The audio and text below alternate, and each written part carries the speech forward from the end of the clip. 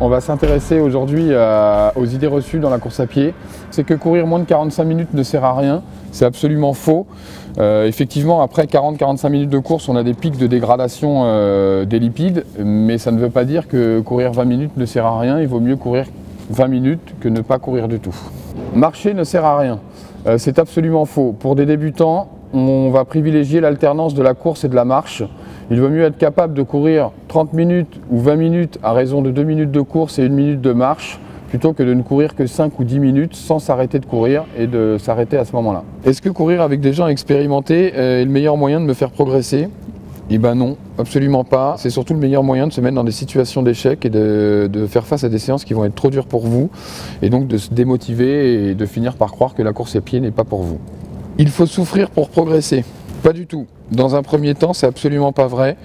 Commencez par courir à votre rythme, en aisance respiratoire, soyez capable de parler pendant votre effort, ne finissez jamais une séance épuisée.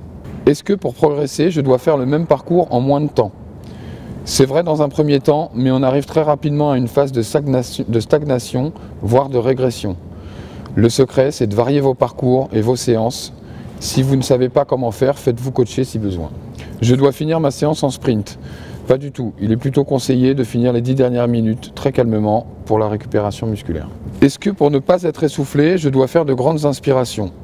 Pas du tout, au contraire. En course à pied, on va privilégier des expirations prolongées. Il ne s'agit pas de forcer son expiration au maximum, mais de prolonger très sensiblement son expiration pour éviter les points de côté et vider l'air. Le fait de transpirer en course à pied va me permettre de maigrir. Absolument pas.